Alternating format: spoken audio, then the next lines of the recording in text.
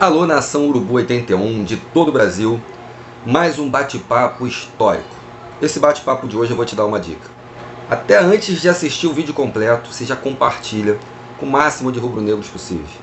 Vai no seu grupo de WhatsApp, vai no seu Facebook, Instagram, compartilha esse link com todos. Porque hoje recebemos aqui a figura ilustre, o senhor Marco Aurélio Assef. Ele que é o sócio benemérito mais novo do Clube de Regatas do Flamengo, filho do grande Michel Assef, com mais de 40 anos de serviços prestados ao clube. Ele que é pré-candidato ao cargo de presidente do Clube de Regatas do Flamengo. Eu estou sendo de fato aqui um porta-voz seu, frente a frente com esse candidato ao cargo de presidente do Flamengo. Fiz perguntas que poucos terão a coragem de fazer, para que possamos de fato saber as pretensões, o alcance e o discernimento de Marco Aurélio Assef à frente do maior clube do planeta e o clube mais querido do Brasil e do mundo. Abro o canal Nação Urubu 81 para outros candidatos que queiram se pronunciar, inclusive o senhor Rodolfo Landim, se quiser, estaremos aqui com o canal totalmente aberto para que ele possa externar também a campanha dele de reeleição. Talvez um dos vídeos mais importantes já feitos nesse canal, porque promove o futuro do nosso clube de coração. Então, conto com todos vocês, deixa o like e vamos fazer com que esse vídeo alcance o máximo de rubro-negros possíveis para que a gente tenha acesso, de fato, ao futuro do Flamengo. Com vocês, Marco Aurélio Assef, talvez o futuro presidente do Flamengo.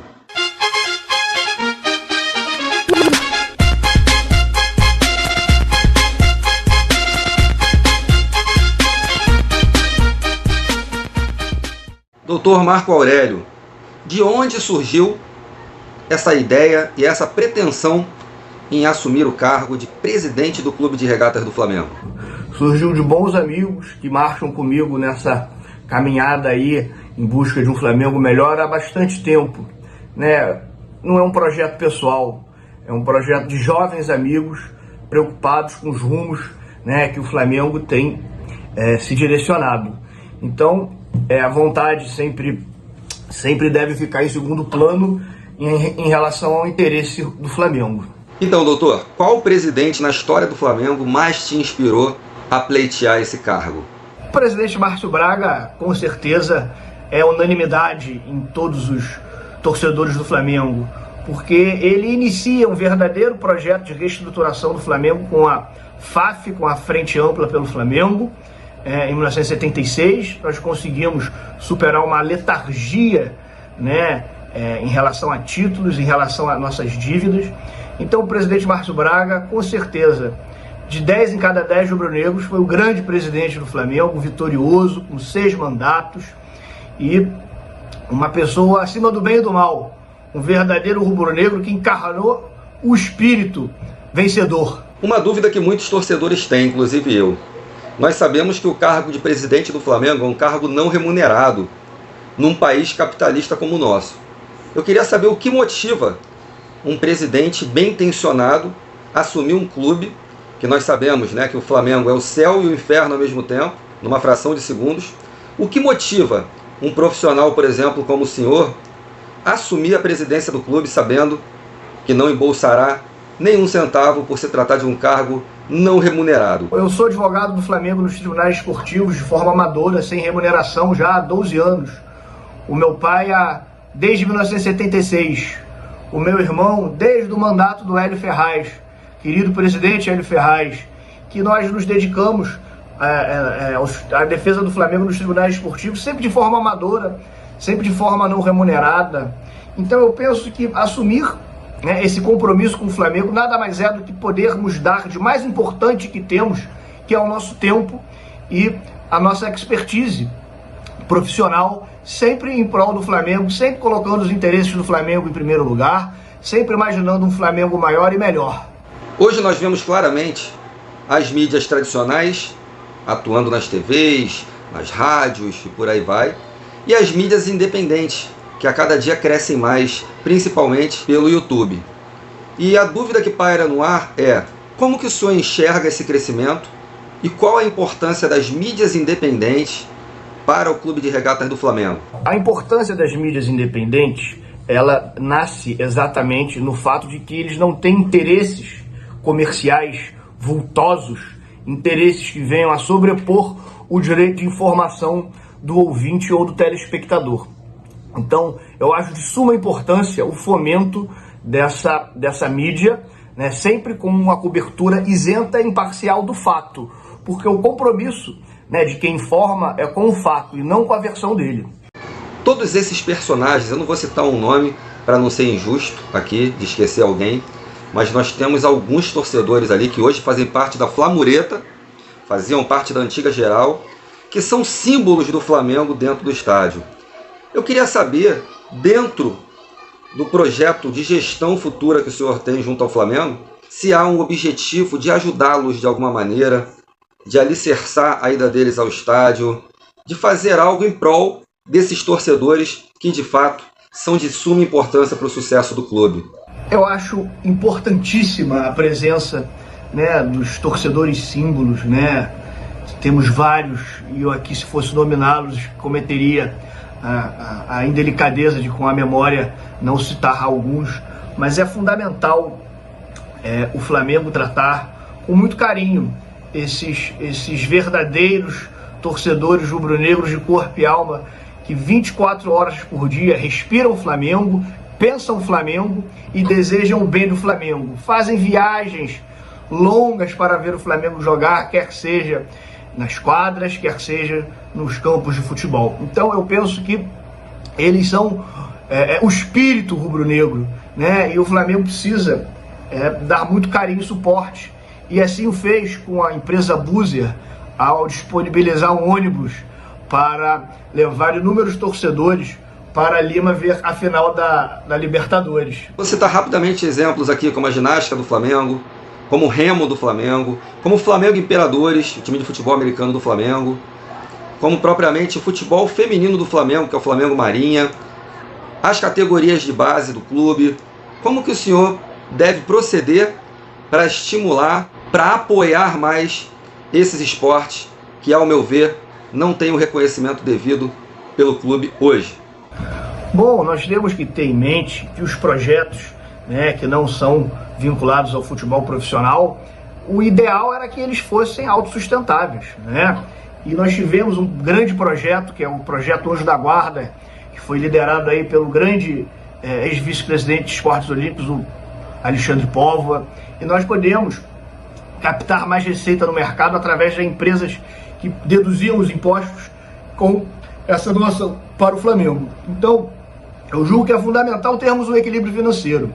Hoje, graças à liderança do conselheiro Lísias Itapicuru, conseguimos uma parceria com a Marinha para termos futebol feminino, né? Nós temos a Flamengo Imperadores, que é uma criação fantástica que o Flamengo precisa fomentar, e precisamos ter exatamente uma responsabilidade financeira, porque o trem pagador do Flamengo é o futebol.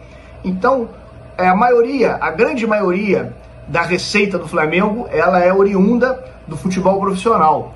Então, para termos um futebol profissional forte, né, e outros esportes, outras modalidades, outras atividades fortes, é necessário fazer um compartilhamento, né, no caso de não ser autossuficientes essas modalidades, um compartilhamento sadio. Doutor, agora no ano passado, 2020, tivemos uma ruptura muito brusca com a Rede Globo. Na sua suposta gestão, como será ou seria essa parceria? Bom, eu penso que a Globo sempre foi uma parceira do Flamengo, né? Há muito tempo a Globo nos antecipa recursos através de empréstimos, ora dando como garantia os seus recebíveis para receitas futuras.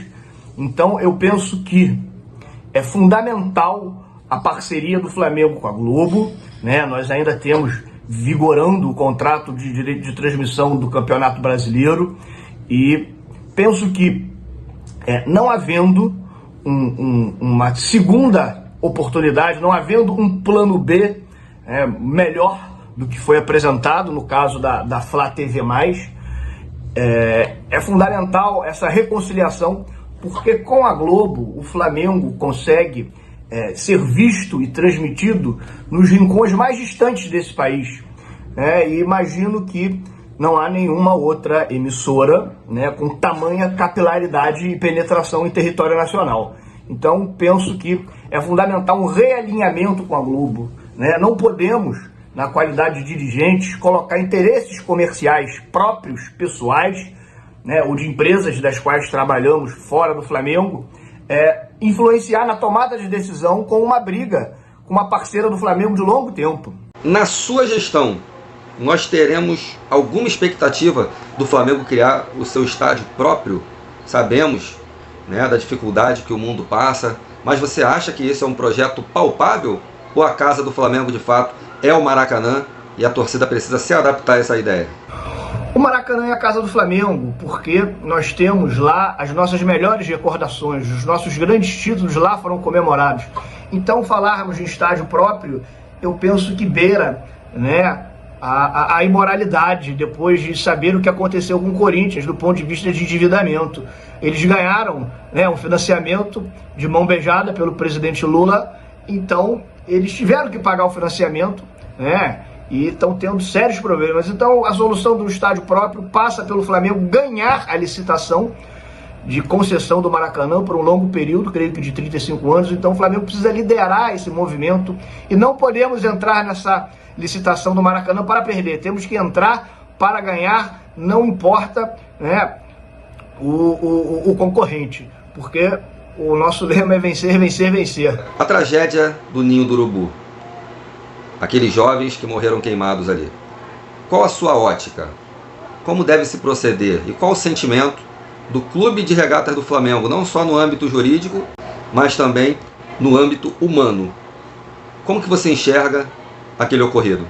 Penso que o Flamengo conseguiu, do ponto de vista financeiro, ter uma solução, né, numa data aprazada natural, mas o ponto fundamental dessa questão é que essas crianças deram a sua vida pelo Flamengo, né, e foram carbonizados dentro de um imóvel de propriedade do Flamengo. Então imagine esse pai, essa mãe, um avô, uma avó, não é, que perde o seu ente querido, né, um filho, um menor de idade, que não é a ordem natural das coisas, um pai perder um filho. Então não tem valor monetário que pague. Então o Flamengo precisava ser mais humano, o Flamengo precisava ter mais compaixão com as famílias, né, e comunicar isso, porque não adianta fazer, é igual a mulher de César, precisa parecer ser, né, precisamos comunicar para que não ficamos com a pecha dessa tragédia marcada na nossa história. Nós vivemos dois horizontes. O presidente Eduardo Bandeira de Mello equilibrou nossas finanças, né, na gestão dele ali. E o senhor Rodolfo Landim assumiu e fez um Flamengo próspero em títulos, onde montamos equipes maravilhosas e conquistamos quase tudo que disputamos. Queria saber quais são os seus projetos para que possamos manter essa hegemonia no futebol brasileiro, com excelentes elencos e a continuidade nesse legado de títulos. Termos a grandes atletas de alto rendimento no Flamengo passa por uma responsabilidade financeira, né? Eu imagino que no futebol, onde são pagos altos salários, esses são os jogadores que mais trazem benefícios também para o Flamengo, porque eles têm receitas, né, originárias de patrocínio, de televisionamento. Então é fundamental para mantermos um time de alto rendimento a nível, né, mundial, porque nós fomos ao Campeonato Mundial, né, em 2019, ter responsabilidade financeira, ter o pé no chão e um planejamento sério, né, um planejamento que esteja de acordo com a realidade. Hoje muitos flamenguistas sentem a falta de um acompanhamento mais próximo, de um departamento que cuide da saúde mental, desse equilíbrio emocional dos atletas do Flamengo principalmente, que são submetidos a grandes pressões e parece que não há um acompanhamento. O Flamengo hoje, que respira a gestão, que quer de fato fazer um trabalho sério, passa também por uma estruturação num departamento de saúde mental? É fundamental essa questão da saúde mental dos atletas de todos os esportes, de todas as categorias, e afirmo que em especial do nosso futebol profissional, né, um clube de alto rendimento, termos um tratamento psicológico, porque onde os nossos atletas trabalham diariamente no centro de treinamento Jorge Alau, foram mortas, né, inúmeras crianças carbonizadas. Então isso tem um reflexo constante no trabalho desenvolvido diariamente no Ninho do Urubu. Então eu penso que nós podíamos ter um memorial, né, para homenagear eles que morreram pelo Flamengo, que deram suas vidas pelo Flamengo, carbonizados no centro de treinamento Jorge Alau. Então eu penso que a saúde mental dos nossos atletas precisa ser muito bem cuidada, sobretudo após esse episódio do Ninho do Urubu. E agora vamos falar de amor, né? Fala um pouquinho para nós, abra seu coração e fale um pouco da sua história de amor ao Flamengo, como isso surgiu, como que isso é fomentado até hoje, para que nós possamos conhecer melhor o senhor Marco Aurélio Assef, pré-candidato à presidência do Clube de Regatas do Flamengo. Bom, finalizando, o meu amor ao clube vem desde que eu estava na barriga da minha mãe, em que as reuniões do Conselho Deliberativo eram tensas, né? E certa vez, numa discussão, começou a voar cadeira, minha mãe grávida de mim, então a nossa querida Tuninha, né, conseguiu colocar-se na frente da cadeira para que a cadeira não acertasse a barriga da minha mãe. Então eu tenho eterna gratidão à Tuninha. Esse episódio, né, antes de eu ter vida, né, ainda no ventre materno, fui protegido pela Tuninha, quem eu tenho um carinho especial. O amor ao Flamengo vem então desde o útero, né? Então eu julgo o seguinte, que é fundamental a gente ter alma e sangue rubro-negro para administrar o Flamengo. Não basta sermos grandes empresários ou grandes gestores, administradores das suas respectivas áreas, se não tivermos a noção de que o Flamengo é um mix de responsabilidade financeira e resultado desportivo. E isso é uma equação que deve ser lembrada constantemente, né, diariamente. E por óbvio, né, a maior influência que eu tenho é meu pai, o grande benemérito Michel Assef, que sempre me estimulou a defender o Flamengo. Doutor, venho agradecer sua disponibilidade, seu carinho e dizer que as portas aqui estarão abertas, caso o senhor queira colocar mais alguma coisa, queira falar, queira se expressar, né? A liberdade de expressão aqui sempre vai prevalecer. Guardaremos esse vídeo e caso o senhor venha a vencer as eleições, que desde já inclusive desejamos boa sorte, estaremos pautados nesse vídeo aqui, nesses tópicos, para nós, torcedores rubro-negros, apaixonados pelo Clube de Regatas do Flamengo, cobrarmos as melhorias que todos nós acreditamos que o Flamengo pode entregar. Pedir um favor a vocês, tá? Que compartilhe esse vídeo em todos os seus grupos do WhatsApp. Eu quero que todos os rubro-negros do Brasil e do mundo tenham acesso a essas informações. É de suma importância nós sabermos as pretensões de fato de um dos candidatos à presidência do Clube de Regatas do Flamengo. Conto com vocês, grande abraço e você pode ser a diferença que você espera do Flamengo. Compartilhe. Saudações rubro-negras. Olá galera, passando aqui para fazer um pedido a vocês para se inscreverem no canal do YouTube, o canal Nação Urubu 81.